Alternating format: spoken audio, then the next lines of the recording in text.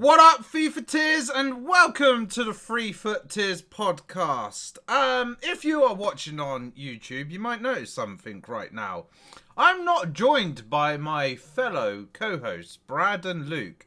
Unfortunately, Brad has got a kidney stone, so he is in a lot of pain right now, so he can't make it for that. And Luke is at a birthday dinner, so again, he can't make it. So luckily, I don't have to hold the fort solo. I have managed to get a substitute partial co-host / guest in GH. Now, about a year ago, GH was on the podcast, so he is back again. GH, how does it feel to return to the FUT Tears podcast? Oh yeah, it's an honour. It's a pleasure to be back. You know, I'm just the best guest. That's why I had to come back. Yeah. I was a bit worried when I sent out the invitation to you. You're just going to just non-stop talk about this now until like the next guest appearance. Like all I've heard about, like for the past year from GH, is like I'm going to be the first guest. I was the first guest on the FUT Tears podcast. Oh, I was the first guest, and now it's going to be I'm the first returning guest to the FUT Tears podcast. Eh? Well, you've got to get someone back on. You know, get someone else back on. Then I can't say that. Well, no, because you, like I just said, you would say you're the first returning. Oh guest. yeah, like, yeah. Well, can't change true. that fact now. It is now pretty much set in stone, unless I completely cancel this episode and not actually upload it. Right? It will not be aired. It will not be aired. But if you just upload it after filming, after filming with someone else. Yes, exactly. I'll just record it with somebody else instead. Yes, but we've got to talk about FIFA 23. And I think in some ways there is the biggest thing that has to be spoken about right now. It is the biggest thing that has happened so far on FIFA 23. It is probably up there in one of the biggest fiascos that EA has done. So no, it wasn't last. It was 2 nights ago. 2 nights ago, yeah. Their EA released a 25k pack. 25k pack? Sounds quite interesting. However, what happened is this 25k pack was giving everybody who opened it a hero card. That was tradable as well, so they could sell it. So that's the biggest thing, is it being tradable. And to be fair, it was a no risk sort of situation, because the cheapest hero at the time, because it did cause a collapse in the market, was like 25k. So you open it up, you basically would break even if you happen to get one of the bad heroes.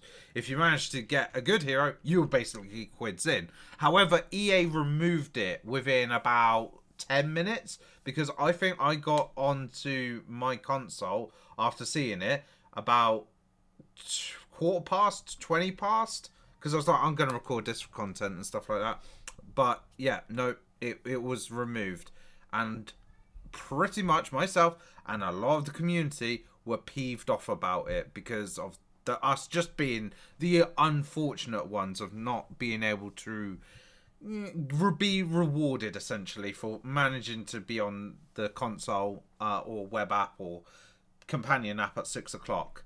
And yeah, they've re-released it, but we'll speak about the re-released pack shortly. But we'll talk about this fiasco right now. GH, right? You're in my boat right now. You didn't get to open it, did you? No, so it wasn't till about. What's annoying was I was on FIFA the whole time it was out, but I was in the middle of a squad battles game, didn't know it was a thing, and I saw it on Twitter about an hour later. Because I wasn't active on Twitter, so I didn't look at Twitter to see what was going on, and then it was about an hour later I checked Twitter and I saw that it was flooded with everyone getting bloody Ginolas and whatever, and I was just like, oh my good lord, what have I missed? Yes, exactly. It was like you've seen these people packing massive icon heroes and stuff, and essentially turning 25k into like 500,000 plus. I mean, not everyone was obviously fortunate enough, but obviously you're mainly gonna see the ones that are like big quids in and stuff, because that's what tends to get spread about everywhere.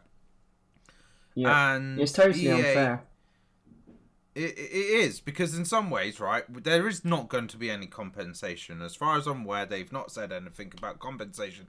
However, there are rumours going around, and what somebody in the Discord, Kofta, I he saw that. spoke Yeah. with like EA Help and screenshotted it, and they're claiming that they're going to take the heroes off the people that managed to open up the pack. No Now, chance. it's a bit weird because no chance of this working, because also if you sold the hero, how the hell are they going to reclaim it? And he said, oh, they're going to take it off the person that brought the player. So what? So then do they lose their coins? Because That's just not they feasible. suddenly just have nothing in the club. Like the money they spent on an icon just poof up in the air. And what if they then sold it to like somebody else for profit? Do they then get to keep their profit? And the person that then brought it for a higher price is the victim in all of this, basically. So, like, the initial person that profited gets to keep their coins, potentially. And then the person that brought it potentially keeps their profit. So, like, it's kind of a weird situation. I honestly think that EA Help, load of BS, personally. I don't think they personally done it. And in the past, whenever they've done these sort of boo-boos where some people have managed to be lucky and get something that wasn't meant to be in there, have always kept the mistaken item. Like, say, for instance, with the Pele, like last FIFA, where people got a Pele when they weren't meant to get a Pele, mid Pele and a baby thing, and then they were given a baby Pele tradable as compensation, which is like, absolutely ridiculous. That's as well. Stupid which as well. They then sold because, yeah. But the re-release pack, the genuine pack that it was meant to be, was a pack with 5 rare players, 3 of which were guaranteed to be 82 plus, a lone RTTK player, and a lone base icon. That also is a bit controversial right now, this pack, because if you look at the pack weight probabilities of that pack, it says the probability to get a walkout is 90%. Now, for most people, and myself included, you would think that percentage is based on the 5 rare players you get, not the 5 rare players plus the loans, because the loans are just loans, right? You can only use them for a limited amount of matches, unless obviously using them in friendlies, which, let's face it, right, you're caring about what you can use permanently in like your main team, right? So if you saw pack weight of 90%, GH, you would happily want to open that, yeah? Well, I did open it, yeah, and it did intrigue me to open it, but after opening it, I quickly realised that, it's a bit of a waste of coins. It is a bit of, again, a scam pack. I use coins. I thought I was going to get an 86 probably, which is worth around 17k. So I was like, 17k card plus a couple of maybe fodder cards that like maybe bring up the value of those 5 cards to maybe 20k. And then 5k for 2 loans that I might be able to use for friendlies and stuff. I was like, that wouldn't be too bad value. But no, I was cheated. And I think it wouldn't surprise me if EA turned around and said, oh, sorry, we made a boo-boo with the percentages, his compensation pack, and give us the 25k pack again. That I might accept if EA do that. But it's a bit weird how it's been only a couple of weeks and we're having these kind of levels of mistakes. Exactly. They shouldn't keep messing up, like with the amount of times that they've messed up and how they're a multi-billion pound company. They shouldn't be making these mistakes, should they? No, they shouldn't. And the thing is they've also made a mistake with like the SBC packs during One to Watch, like the first few ones, which they incorrectly advertised. The compensation packs are still yet to be given out, which is on Monday evening. This is being recorded. So up to this point, the compensation packs are still yet to be handed out for that. So even if they probably potentially give out us compensation for this 25k pack fiasco, That might take about several months to get to us. At least, yeah. Enough of that fiasco sort of situation. Let's talk about the latest promo. So, obviously, we've moved away from One to Watch as the main promo into Road to Knockouts. So, for the Champions League, the Europa League, and the Europa Conference League, all getting some special cards, live special cards for each of those competitions. And we've got some interesting names within like the pool of players within this promo set right now. So I think the main one to probably focus on right now is Valverde getting yet another special card. So he's had a inform, Already. a player of the month, and now he's got a road to the knockouts, which is a bit crazy to say the least. It does look very good. And this is why last week I in some ways said it's not worth doing a player of the month until maybe, possibly, towards the end of like that window of like the 30 days that they're normally out for. Because if you've gone and done player of the month and you've then ended up being lucky enough to pack the road to the final, that fodder you put into that SBC just basically went to waste. And you just ended up with a fodder card, essentially. But also, another big one in there is Mr. Messi as well, who still has the same work rates. None of these cards realistically have been fixed, by the way. These are all just like boosted versions of the base cards. So same work rates, same weak foot, same skill moves as far as I'm aware. I haven't noticed any that are different, especially from the ones that I've used and tried out and looked at and stuff like that. But beyond Valverde and Messi, is there any in particular that catches your eye, or you've maybe been fortunate to use or pack yourself? GH? I haven't used any of them, but you know who I like the look of? Muller. Because I think in previous FIFAs, when Muller gets a upgraded card, correct me if I'm wrong, but normally his pace is quite low, isn't it? And he's already got 78 pace. I think, and having looked at his price earlier, he's only like 60k for a card that's guaranteed at least one upgrade, because they're winning again. Well, they're going to win at least a few games, aren't they? So, you know, I reckon that could be a saucy card once it's got a few upgrades. It's already quite good, but with a few upgrades, and then obviously there's that Foden that looks quite saucy as well. I think that's definitely going to get a few upgrades. They're my two favourite out of the lot of them, I reckon. Other than that, I quite like the look of Lamar, but again, I'm not sure whether Lamar's going to get too many upgrades. That's the only problem with some of them. That is the problem with some of them. I mean, a couple teams are like in tricky sort of situations, so it would be interesting. I mean, for both upgrades, so one upgrade they get is if they win 2 of the remaining 3 games in the group stages. Now this is a bit interesting because Arsenal's have got 4 remaining out of the group stages because the PSV game that's unfair. Got postponed. Now I don't know if they're going to include the rematch. So I don't think they do. Personally. But if it is a bit of an unfair advantage. However, I would say Ødegaard is probably a proper shoe-in to get both upgrades anyway. He does look good anyway. He does look quite good. Yeah, I have managed to use him. I used him in roughly about 5 or 6 games. He pretty much got a goal and assist, or both, in every game that I used him in. However, his weak foot is a big problem. 2-star weak foot.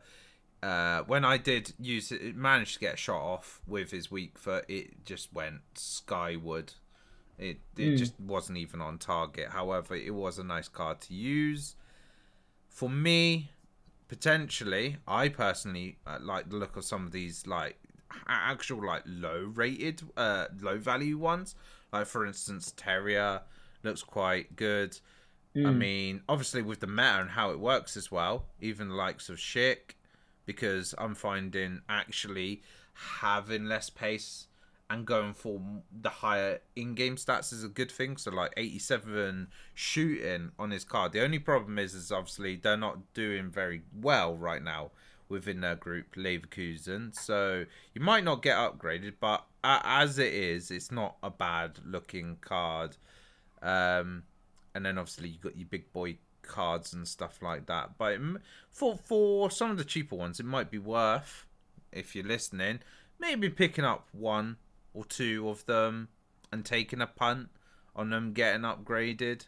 Like, say, for instance, Moses Simon, for instance. Like, if he does manage to get both sets of upgrades, that goes from an 82 all the way up to an 86 rated card. And then he's going to have 99 pace, he's going to have like 90 dribbling, 80 shooting, 79 passing. You know, not a bad card, realistically. I know, like I say, pace isn't really thing, but for those that do still truly care about it, is one to consider. And another one that I managed to pack and try out is Anguissa. He's a very good card as well. He looks good, yeah. Another one.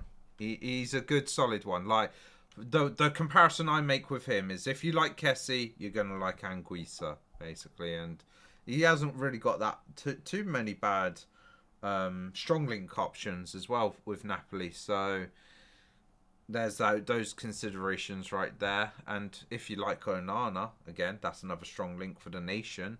So there's always links available for him. We're going to move on to the next bit of road to knockout sort of stuff that's come out. So the objectives player is Gosens. Left wing back can be changed to left back, left mid. Can be done in rivals and squad battles. Isn't too hard to do. I've already done him. Haven't used him. You've done him, I believe. I've done him as well. Yeah, I've done him. He was so easy to unlock. Have you used him yet? No, I've not used him. I was going to potentially use him, but I've already got Theo Hernandez at left back, so I thought, nah, he's not really much of an upgrade yet. If he gets a few upgrades, then he looks like he'll be a very, very good card. That is the exact same situation with me. I've done him, but he's not going in my team. I've got Theo Hernandez at left back as well. So, yeah, he's not going to oust him. However, with the all-rounded stats that he has, stick him on the bench, bring him on in midfield, good point. know, like in the second half or something like that. He's perfectly fine. And it's a free card at the end of the day, right? If you haven't really got much good depth on your bench, or you just need some good cards for your bench, do this Gosens, add him to the bench, and you basically got one of your 5 subs that you can bring on, basically. Easy peasy. In that second half. Easy peasy, exactly. And also, by doing it, you get a few packs, and I'm pretty sure in one of the packs, I managed to pack myself Moses Simon. So, very nice. Again, there you go. You got to play the numbers game, like I say, with FIFA, right?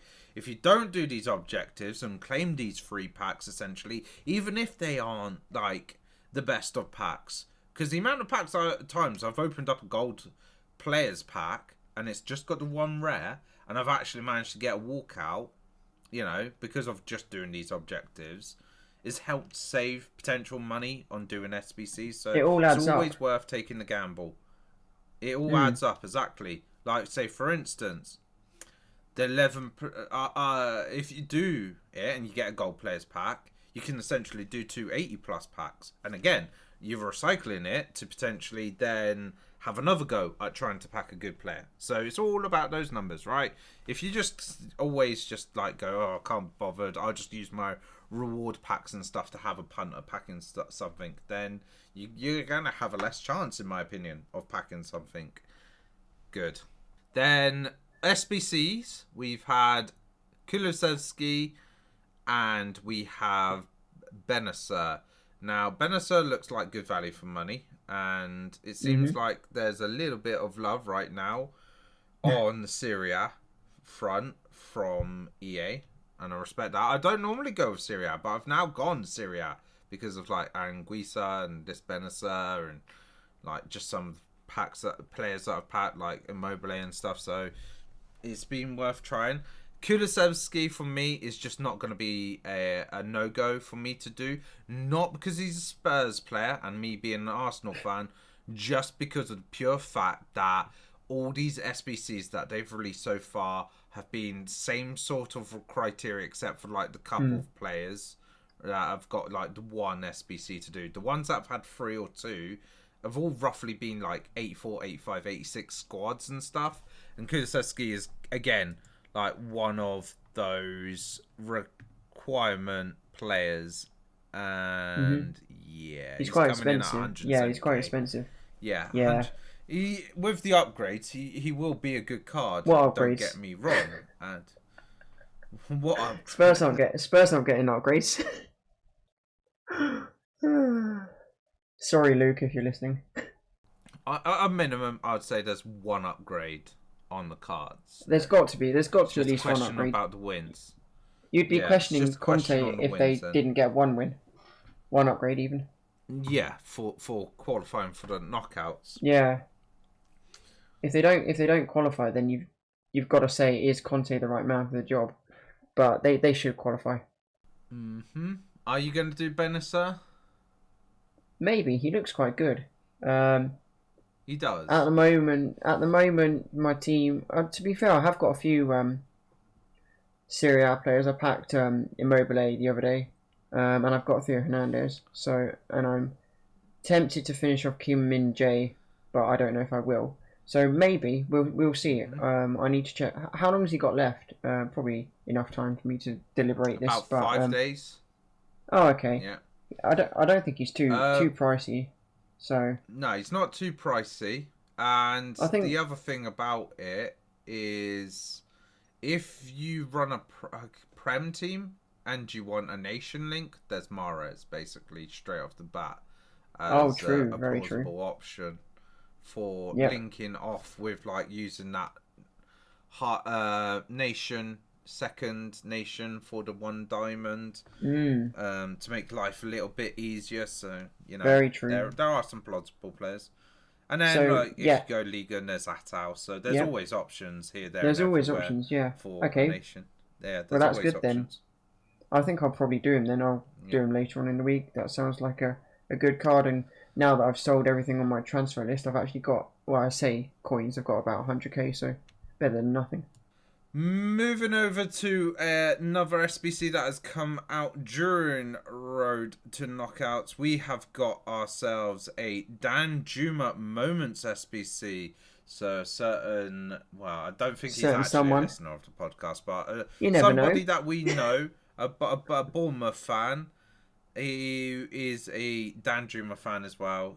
He is creaming over this SBC, but he isn't too badly priced either. At 60k, he has the option to play on the wing or at striker as well. So he's got flexibility. So if you start off with a wide formation and just changing game, obviously that's fine. But if you don't want to start with a wide formation and you want to start with a narrow formation and you want to have somebody with a little bit of pace to either play cam or striker, this is a very good looking card. And indeed, in some ways, I know a certain player that we will be talking about later that this card could help get him into teams. So a certain Mr. Gakpo. So yes, yeah, there's that option to be had. Obviously, the pack return that we're getting in from completing SBCs at the moment is a bit diabolical, I feel. Because, like, looking at him, you get a small gold players pack and a gold players pack. So you get a... That's kind of to be expected. No, it's not a 5k pack. Yeah. It's kind of to be expected for the fact that... Like, it's only the beginning of... Stuff. Plus, it's only the beginning of the game. They're not going to give back, like, incredibly crazy packs from it, considering it's the beginning of the game, are they? They tend to do that further on, don't they? No, I'd say the consistency of the quality of the packs that they give you is always the same when doing player SBCs or icon SBCs or something like that. It is the challenge SBCs that you might see changes in the quality Oh, as those time ones. goes by. Yeah, Like you I might know what you mean. finally get a mega pack or something like that, Mm, or a premium gold players pack or something like that. Like instead of like what are the challenges at the moment realistically giving you, which is like small premium gold player packs or small like gold player packs or gold player packs. Like they're not giving you exceptional packs at the moment, challenges, but obviously as time goes by, and it's the same with marquee matchups. Like the quality of the packs in marquee matchups at the moment are a bit on the iffy side, shall we say? But as time goes by, they make the requirements of marquee matchups like a little bit more. Like the requirement for like the squad harder. Yeah. rating goes up, which means then the quality of the pack goes up.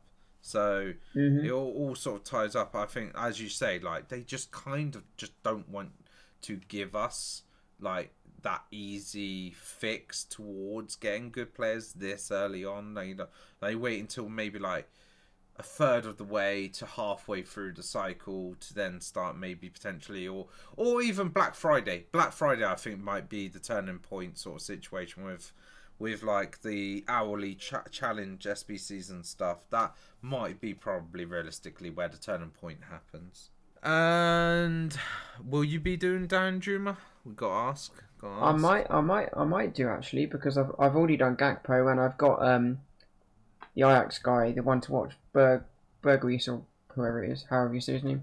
I packed him, Bergwijn. so yeah, that's the one.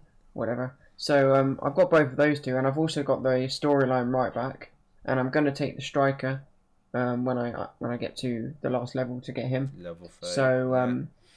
I think potentially that could be a good linking into the team. The only problem is I don't have many um, I don't have many players from La Liga in my club, but I have heard he's really good at striker. Um, someone told me the other day that he converted him to striker and played him up top in weekend league and said he was really good. So I am tempted to give him a go because Mm-hmm. he does look good, doesn't he? And for the price, it seems like it's quite good value to be honest. Even if he doesn't really play much, he'll even if I don't decide to play him in my main team much, he can be a good super sub. That's for sure. Now, moving over to tonight's upgrade SBCs. So, we've got a Team of the Week pack and we've got an 80 plus upgrade pack. So, the 80 upgrade pack is a squad of 6 players, one needing to be rare, coming in at about 2.5k if you're doing it from scratch and buying the players. The Team of the Week pack is coming in at 15k. Now Ooh, it is a guaranteed 80 plus. Now that doesn't really mean a lot to be fair. that's It is useless. Team of the That's Week 1 useless. to 3. Yeah, the problem is there's those carrot on a stick sort of situation at the moment because there are some good Team of the Week cards out there at the moment that are obviously above the 15k threshold. So I'm just gonna have a look at FUT. So looking at like say value wise, so we've got Haaland. Obviously he's the biggest marquee Oh, he'd be player a massive within dub if you got him. team.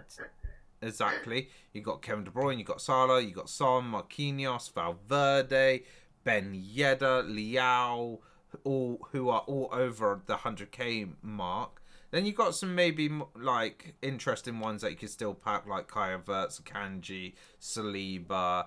Even with like how the gameplay is working at the moment, even like Ciro Immobile would be quite good. Modric as well. Like there are some good cards potentially be had.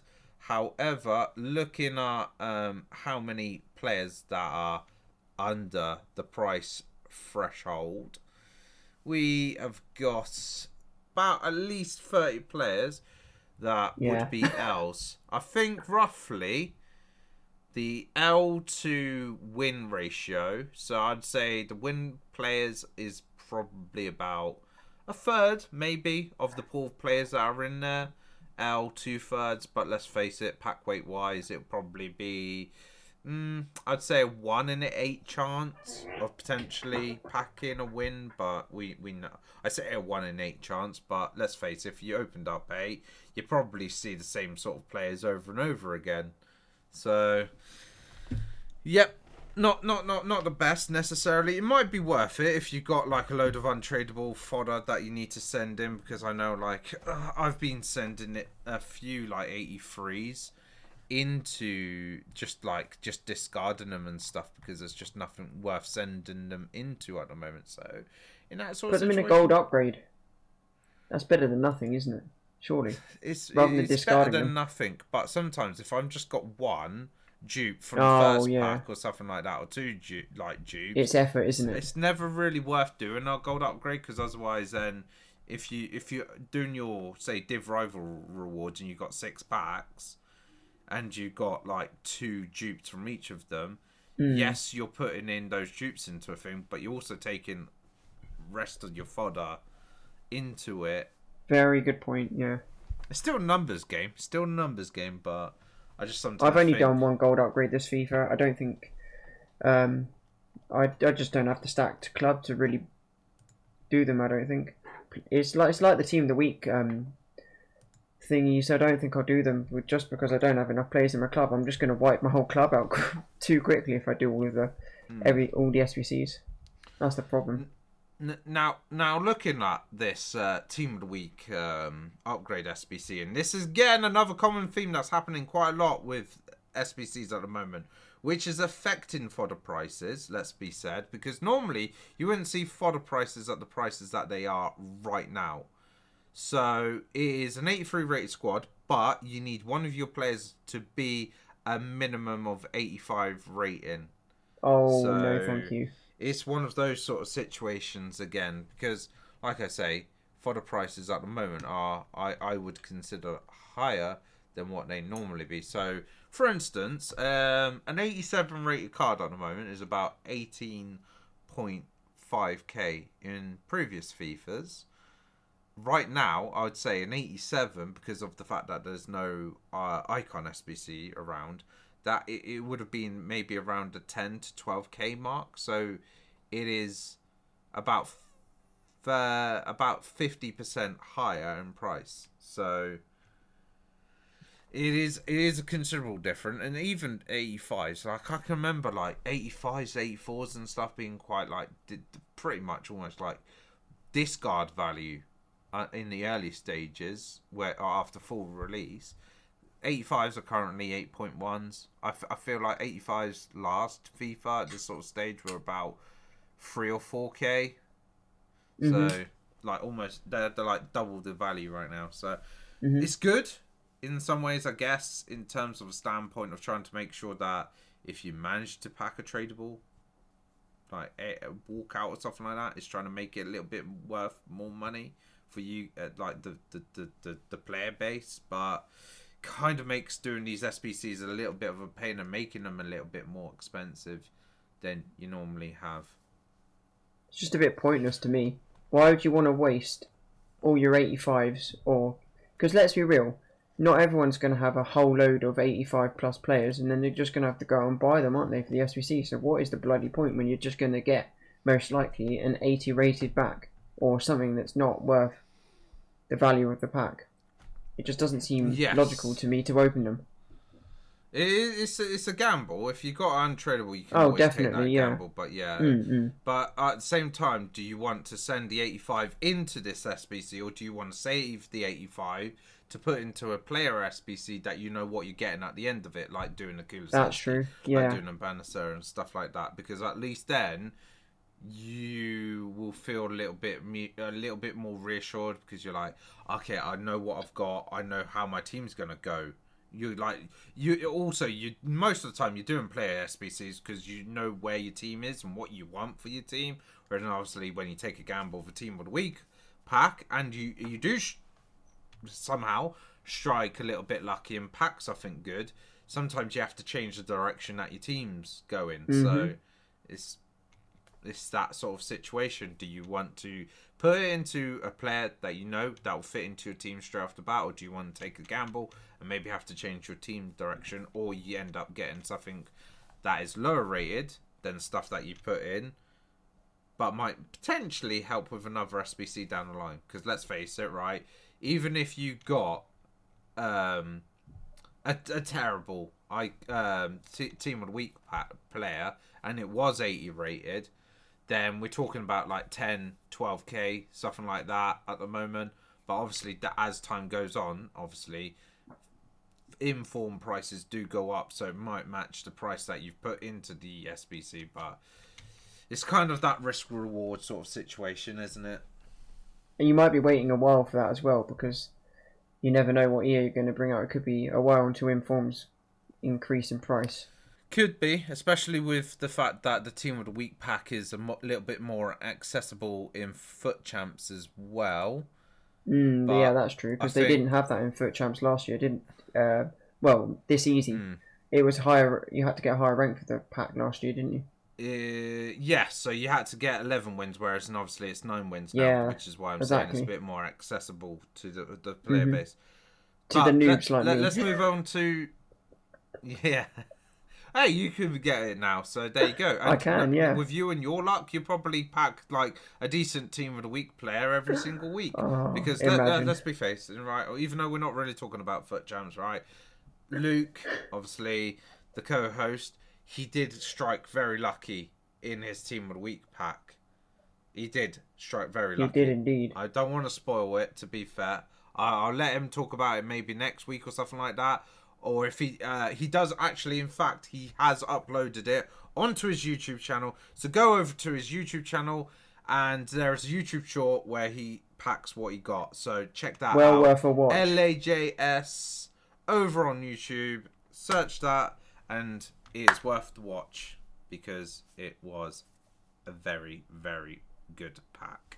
But moving on to the content that has come out between the last episode recording and this recording, we had Sterling One to Watch and Gakpo Player of the Month. Gakpo looking very good value for money at 25k, and with how the chem system works this FIFA, it is, and there's, to be fair, there's a few good Dutch players like here, there, and everywhere in other leagues, and also within Eredivisie, plus also with the season objectives, is the Dutch right back, who I didn't really take, and maybe I should regret taking it because actually he has flexibility with his position changes he as can play well. CDM, can't he? But me and my stat merchant ways kicked in again, and I didn't like his composure and his reaction stat, so I didn't take him, and I took the English fella instead. Oh no.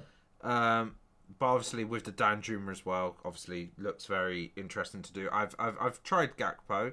I think he's a little bit of a fraud card in front of goal. But generally speaking, he is very strong. He's good at winning the ball back. I even sometimes put him in midfield, like because of the fact that he's got a bit of pace and he's not got bad passing and stuff like that. So he's just like that utility sort of player for me, where I can play him at striker cam, maybe centre mid in a few occasions.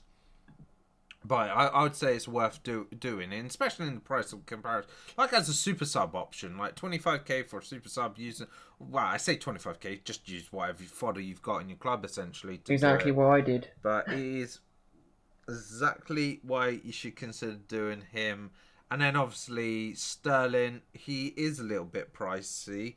However, as a live card, and the fact that he can get 2 upgrades, so you go up to 88 if he gets the 2 win criterias, one with Chelsea and one with obviously England at the World Cup. That goes up to an 88 rated card. And then if he gets any informs, obviously that goes up, and all performance-based cards, should I say, that will go up. So again, I'd say it's worth a gamble, maybe putting some of your fodder coins into it. I did spend coins. I spent about 100k completing him because I didn't really have the fodder in my club. But I think it's just worth the gamble at the end of the day for him, because if he gets upgrades, then he might come into the starting 11. He wasn't my starting team, but I shifted over to a Serie A team. Have you done Sterling? I haven't done Sterling, no, but he's already got 1 win, hasn't he? He won this weekend, so that's 1 game closer to an upgrade. So I mean, I've been very, very tempted to do him because he does look like quite a good card already. Plus, it's Chelsea and they're pretty much going to guarantee at least a few upgrades for him. And then with, well, at least one upgrade. And then with England, you should definitely get an upgrade there. So it is a nice looking card. How much is it? It's like, oh, it's over 100k, isn't it? So yeah, he's over. he is quite 100K. expensive. He is quite expensive, but 170. yeah, he is quite expensive. But I think it is Oh justified no, when he's 143. He's Oh, 143k. Yeah, that's not too bad. I So, think that's kind of well priced. It's for the card it is, and the way Yeah, that exactly. they've priced the SBCs. It's in line with how they're pricing things up at the moment. Exactly. Especially for the live cards. Obviously, once we go out of one to watch and roads and knockouts, then we go away from the live promos and go into the actual fixed rating. So maybe SBCs will come down because I think they make the live cards a little bit more expensive because you've got that probability of getting a better card. Obviously, not all live cards do get upgrades. There's been many a one to watch player who's Many. never earned an upgrade on their card. But but there's plenty that have earned upgrades on their cards. So obviously they always factor that in, I guess, with the pricing as well. But I think that's going to be it for the FIFA 23 content, and we're going to go into the world of real football. And there's just going to be one game that we're going to be talking about Lord. from this weekend's football. Luckily, for this situation, I'm an Arsenal fan. GH is a Liverpool fan, so what better two people to be talking about this game right here, right? So we're going to hear both sides of the coin, both sides of the story, both sides of the pitch. You know, the Liverpool fans' opinion, the Arsenal fans' opinion on this game. It was an entertaining game. Arsenal, yet again, with a great performance, showing the credentials for, I suppose, I don't really want to say it, but as people are starting to label it, title contenders for the season. I mean, you are. And You actually Liverpool are. in some ways. Liverpool are pretty much out. No, well, I say Liverpool are pretty much out, right? Anything can happen, but it feels very much like Liverpool are out of the discussion for the title race right now. Yeah, I agree. I think we're pretty much out of the title race, unfortunately. Well, there's a few controversial moments that happened in the Arsenal-Liverpool game. And I know GH has got some opinions on these. So I think I'll let GH voice his opinions on said matters. Because obviously they're both penalty related, basically. Because one was not given and the other was given. So GH, come on then. Let off some steam. Right, Tell the audience what you think of that. So, just to clear this up, this doesn't change my outlook on the game. I still think Arsenal deserve to win, no matter whether these two penalties went different ways. But personally, the one in the first half that wasn't given Liverpool's way is 100% a penalty all day long. It hits the arm in an unnatural place. It's always a penalty. And then in the second half, when Arsenal got that penalty, it's luck. Honestly, it's a very, very soft penalty. I would never have given it. So that doesn't change the outlook of the game, but I just think the refereeing is a bit dodgy. That's all I'm going to say. I just don't think it's very fair when if you look at, I know you shouldn't really compare it to other games, but there's been other games in the league. One which I can remember against, I think it was City v Newcastle, and City, I think the Newcastle player had his arm literally right down next to his side, and City got a penalty. And then Liverpool against Arsenal don't get a penalty when the arm was literally raised like so much more than that game. Like, I think it's down to the VAR officials, and they need to look into it a bit more. I don't know what you think about VAR, but I personally currently am not liking some of the decisions they're making, not just against Liverpool, but just in general in the Premier League. There are so many moments when the referee looks at the monitor or the VAR look at things and you think, why on earth are you giving that, or why are you not giving that? So it's bad. It's probably more bad officiating by VAR than anything else in the game. But yeah, it's annoying. But there we go. Okay. For me, and this is what I'm gonna say. So the example that you're given with Newcastle and the Man City game, right? The arm is not actually by his side; it is in front of him, like outstretched, right? Oh. He's essentially trying to make himself bigger.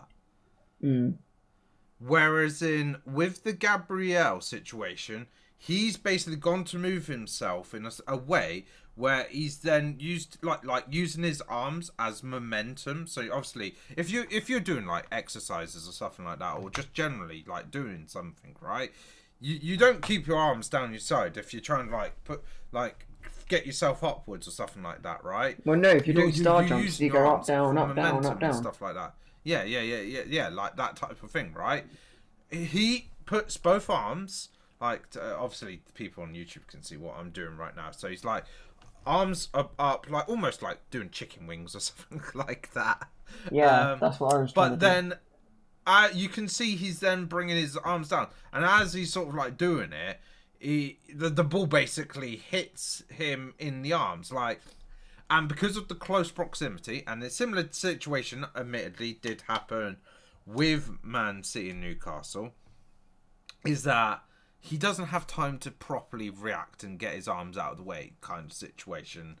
And then probably you could argue for the Man City game that it shouldn't have been given, because I'm not 100% sure on this rule, but as far as I'm aware, the rule is meant to be if a player can't 100% react to the situation because of how close it is not a handball. Yeah, that is the rule. I'm pretty sure. If it's a case of it looks deliberate, basically. Yeah, that is the rule. To the fact that they want to do handball.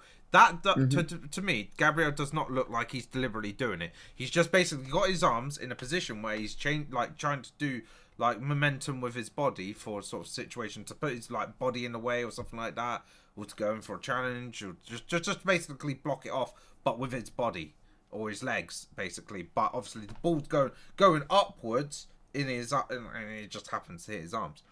It's just a situation that can't happen. So for me, it's not a penalty because of the rules. Yeah, rules are rules. Yeah, but the it's problem not is it's just inconsistency from referees. Yeah, it's not like rugby. You're not allowed to touch the ball whilst you're playing the game.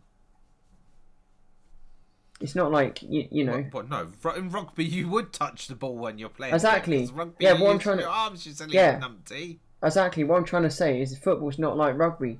Like, you're not meant to be touching the ball. So if it touches your arm, then surely I'm in the but then I'm in favour of sticky situations, don't you? Like we're saying, if you're in a close proximity where you can't react to it, should it really be given as a penalty? Basically, I think. Exactly. So you're saying no. Well, personally, I think you're saying it mainly because you just didn't get. No. See the fact that Newcastle got something go their way. Well, no. If it in my opinion, if it touches your arm, whether it's a natural position or not, whether you knew about the ball coming or not, it should just be a penalty, because then that would stop so many issues of everyone moaning about, oh, we didn't get a penalty because it touched his arm, or no, blah blah blah. This, like, for example, another game I don't know if you saw it, but in the Man United game against Everton, Martial, I think it was.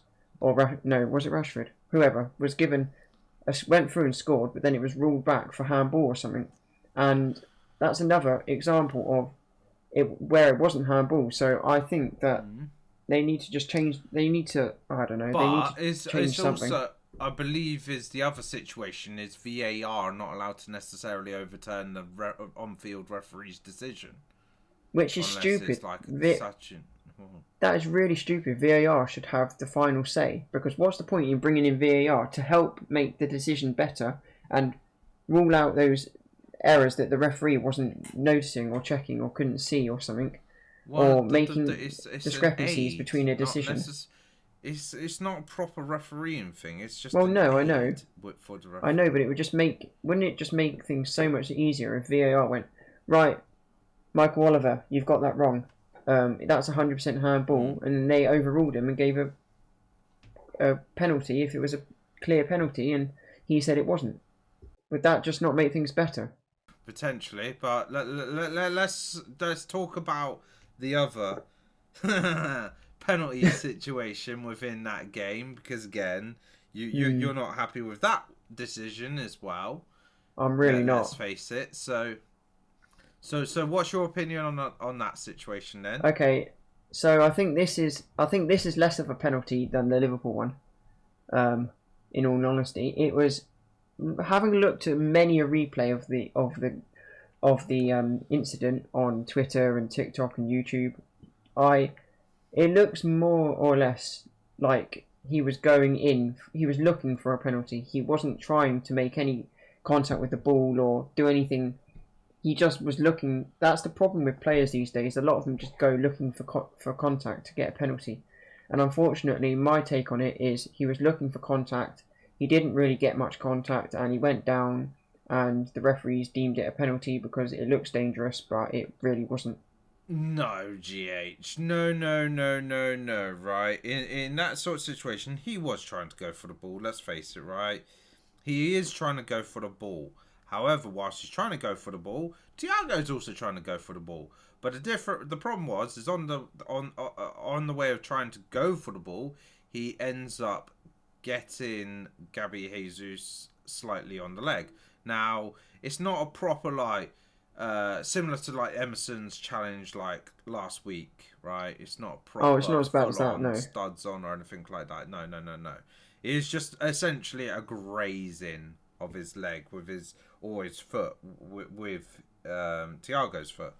However, what I would argue and say is, in that sort of situation, any player, no matter what team, no matter what they're doing, at the end of the day, if they feel like they got the contact, they're going to try and play for the penalty. They're going to milk it for the penalty. Well, because obviously, at the end of the day, right, penalties, majority of penalties get converted. So it always goes in favour of the person that is taking the team that is taking the penalty.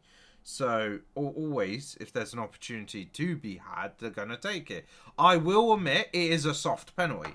It is a soft penalty, but it is a penalty. It is a penalty, just a soft penalty, right? It is 100% given as a penalty, and if it happened the other way around, I would be annoyed that it's a penalty, but at the same time, it is a soft penalty. Like, say, for instance, last week, when Arsenal conceded a penalty, right? It's 100% a penalty. I can't be like, oh, it's not a penalty or anything like that, right? Gabriel made a bad decision and made contact. Spurs player goes down, gets a penalty. Harry Kane converts it, right? It gets him back in the game. And it's just part and parcel of the game. Like, you got to try and get any advantage that you could possibly have to try and win the game. And penalties are essentially that. So, whether it's, say, you get a corner and there's contact, or there's just you're inside the box sort of situation, yeah, you're going to try and get a penalty at the end of the day. Especially in that situation when it's 2-2 and they're looking for a winner, they're definitely gonna be even more eager to try and get that penalty, because it's as you said, most penalties are converted, so it's a no-brainer to try and go for them, isn't it? And at the end of the day, right, I find very much in the case of, it was definitely in the second half. I didn't get to watch the first half, but so I didn't get to see the Trent Alexander-Arnold show in full display. Don't start. Defense. What do you think about Trent right now? Because you guys have obviously signed a backup right back. Do you think it might be considered worth dropping Trent for a game or two to send a message to him to make him consider upping his game a little bit? Because I feel like right now, at the moment, he doesn't feel too threatened about his spot. So if he's doing a half-assed job, he doesn't feel it means that he's going to lose his position. Whereas you see that kind of a little bit with the England team at the moment. He's not really playing much for England. Yeah, no, whoever the Ramsey guy is that we've signed is injured at the moment, so I don't think the only other player we can play at right back is maybe James Milner. So no, literally Joe Gomez played right back yesterday, for God's sakes. We can play. And he no, did Joe well Gomez. in that second half. To be fair. fair. That is true. No, I'll take that back. No, we can play Joe Gomez. Yeah, to be fair, I probably would play Joe Gomez more because that opening goal for Arsenal was so poor. Trent literally just, I don't know what he was doing. There was so much space. But I don't know about you, but I personally would, even though Trent's not had a great season, you've got to take into account how young he is and the fact that he's performed so well. Because if you think about it, when Nathaniel Klein got injured, he was in the youth system and he got brought in just as a potluck because we didn't have anyone else, and he's proven so much since he's joined. So you've got to take into consideration not everyone can play 100% every single game, and yes, he's had a poor season, but I do still think he's one of England's best right backs, if not the best one. Maybe Kyle Walker's better, maybe not, but I still think he's very good. Reece James has a stake for that at the moment, I'd say. Reece James is doing well. Unfortunately, although Newcastle fans think very highly of Trippier, I still don't think he's better than Trent. I'm not trying to be biased or anything. Don't come at me, Newcastle fans. But I'm honestly... I mean, hot take right now. I personally would say, in terms of England right-backs, I mean, Kyle Walker's obviously injured, so he's not really going to be going to the World Cup. But if Kyle Walker wasn't injured, I personally would say Trent is fourth choice. No, I'd say first choice Trippier, is... I think, based on form and stuff like that, or just sheer quality of the player to rely on, Walker, Reece James, and Trippier are at the moment... Well, obviously, Walker because of more experience, and you can rely on Walker in some ways. Plus, he can play centre-back as well, can't he? Trent, yeah. Whereas in Trent, I think at the moment it's just a bit of a liability, and fair enough. I think if you go just between Reece James and Trent, I think at the moment, and even based off of some of last season as well, Reece James is looking like the better option to have.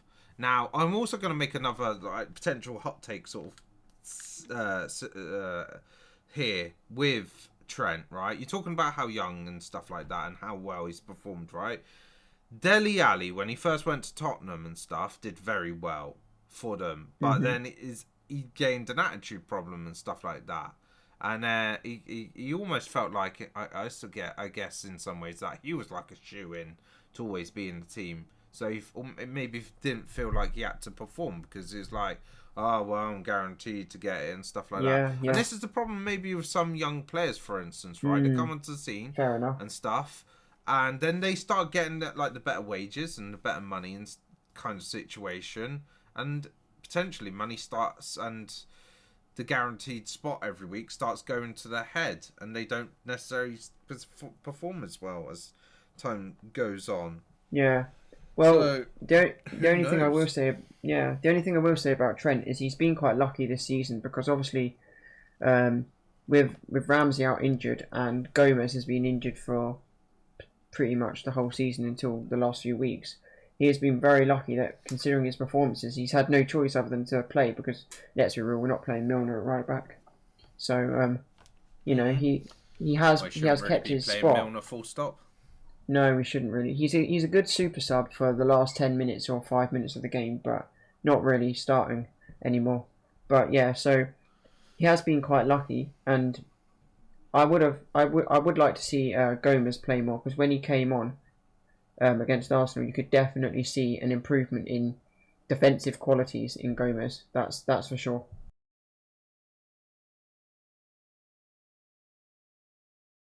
That is enough of the football talk and everything, and that is it for this week's podcast.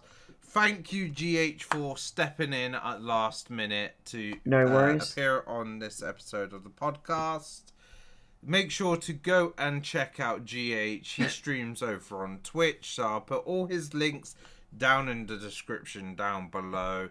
Obviously, check out his socials as well over on Twitter. Make sure to go and drop him a follow. Appreciate he that. may be Mr. B-Tech, but he is our Mr. B-Tech. Yeah, I haven't uploaded He a is the YouTube community's Mr. video B-Tech.